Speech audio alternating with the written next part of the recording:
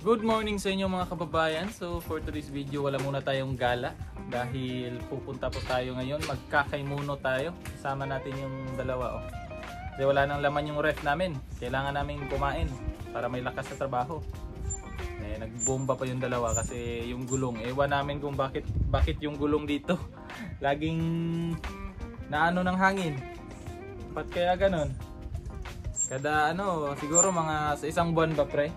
O wala din parang buwan talaga Isang buwan nababawasan yung hangin ng gulong sa iinit siguro ng panahon.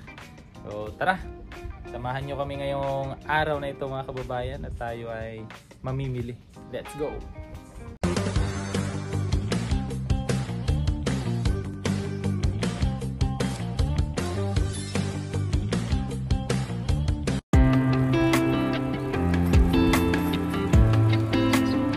Ayan yung mga palay nila dito mga kababayan, malapit na i-harvest. Medyo naninilaw na. So sana bumaba na yung price ng bigas, no? Alam niyo naman tayo mga Pinoy, mahilig tayo sa mahilig tayo sa rice. Kaya kailangan natin ng bigas talaga, carbo. Yan ikot-ikot muna tayo dito kasi bibili pa daw ng sila Franz ng siopaw kasi nagutom. Yan, lawak ng palayan. Yan malawak, tas medyo medyo naninilaw na. Pwede na i-harvest. Yan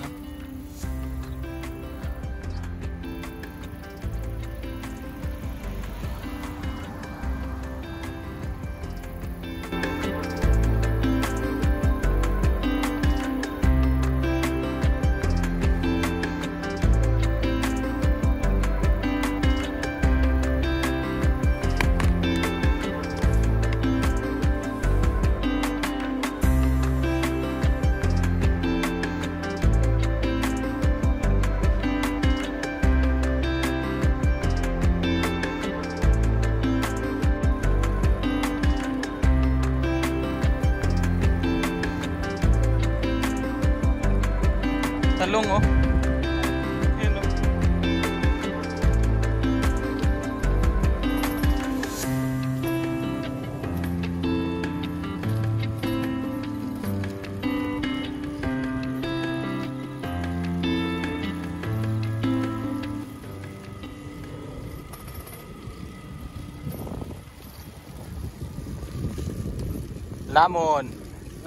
Lamon amigo. Ang prutas to, para siyang tisa, no? Parang tisa atis. Tisa yata yun, no? Yung parang dilaw.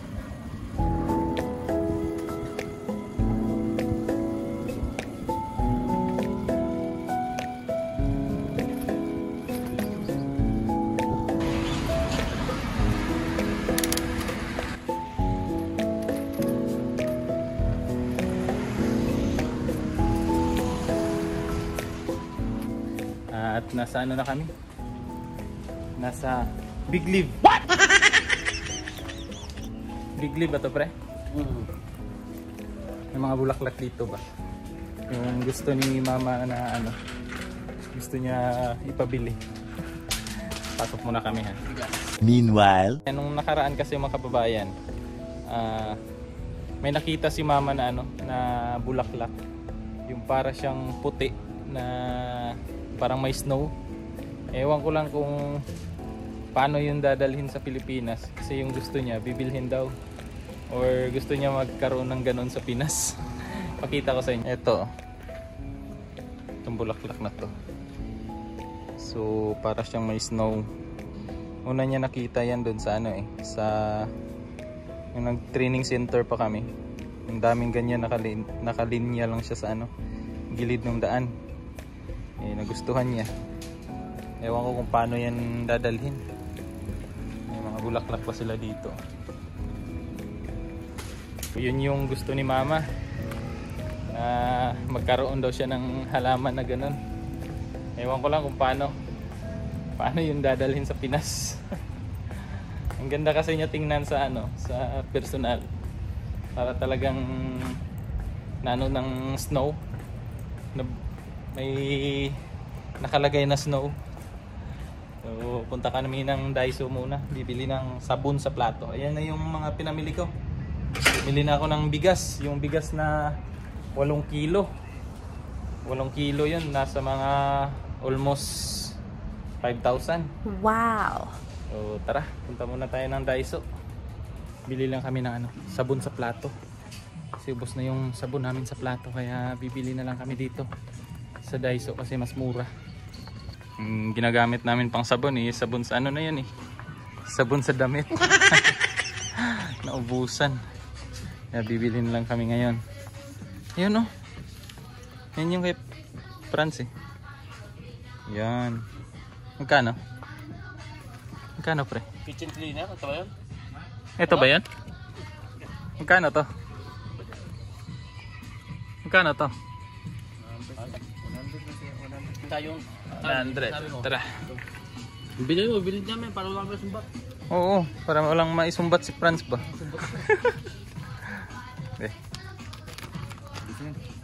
Hindi ka na magagalit sa amin yan. Kami naman kayo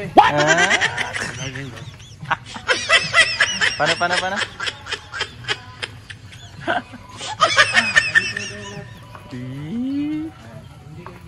Meanwhile, ito na yung mga pinamili.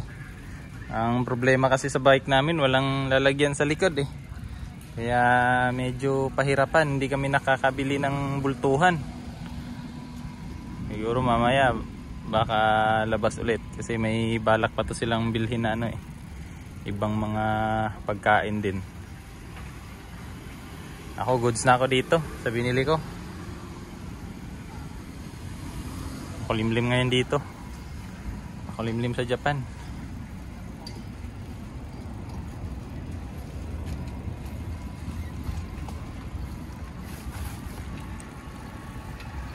Day 2. Morning mga kababayan. At ngayon po ay alas 11:30 po kami papasok. Kaming dalawa ni Franz. Doon pa sa huli si Franz. At si Bam naman mamaya pa yun alas 12. Salitan kasi kami dito mga kababayan. Minsan si Bam naman yung maaga. Tapos ako naman yung medyo alas 12 na papasok. So, minsan si Franz naman yung maaga, ganyan. So salit-salitan lang. Para siguro para hindi masyado malaki yung overtime naming tatlo. Yung ginawa ng company namin. Nandun pa si si Franz sa huli. Yan, nililinis na nila dito mga kababayan. Yung park. O tinatabas na nila yung mga damo. Yan, malinis yung gilid. Yung mga sasakyan nila sa mga naglilinis. Doon. Yung tubig ng sa kanal nila malinis. Nakaraan dito, grabe yung damo dito. Malinis na. May mga puno na rin na pula yung dahon. Medyo may iba na yung dahon ng mga puno. Unti-unti na nagiging pula, tsaka dilaw. May dilaw na. Maganda tingnan nito pag na yung pulang-pula na yung mga dahon nila. Ganda tingnan. Ma-experience man lang natin yung ganong season nila dito. Malumot. Malumot yung kanal. Linis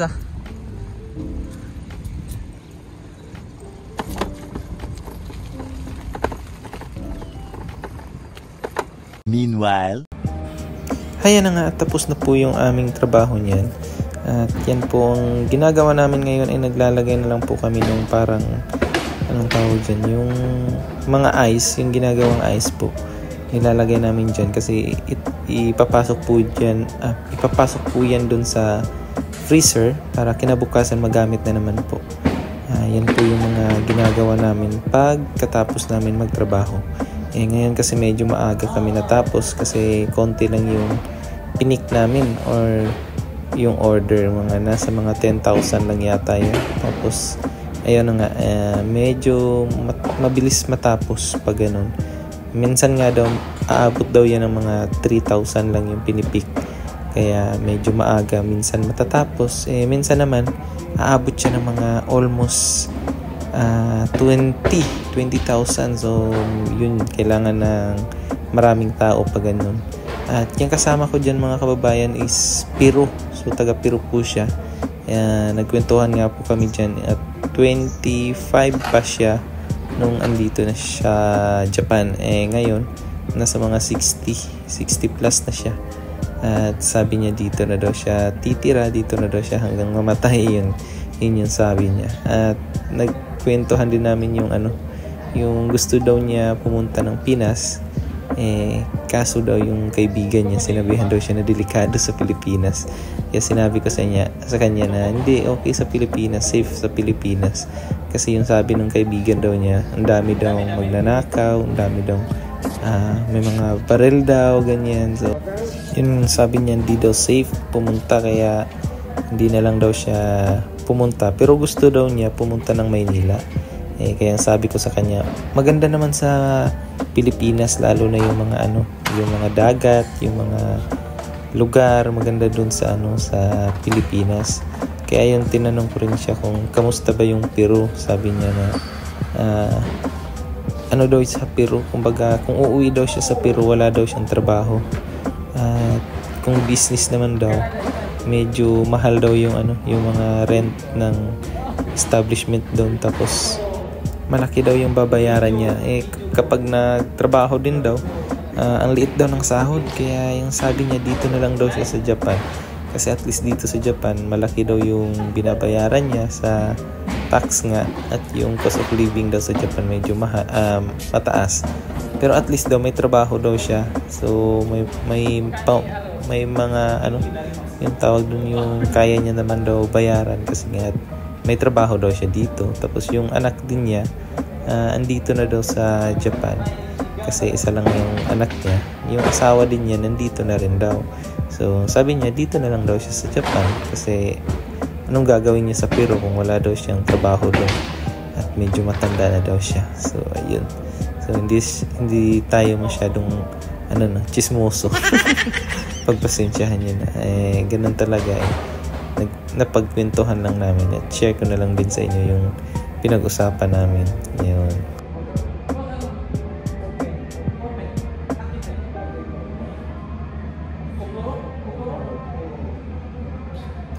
Dito mga kababayan, sinabi niya sa akin na yung asawa daw niya inoperahan dito sa Japan, yung sa heart. Inoperahan daw dito sa Japan. At ayun nga, sabi niya ang galing daw ng mga doktor dito sa Japan.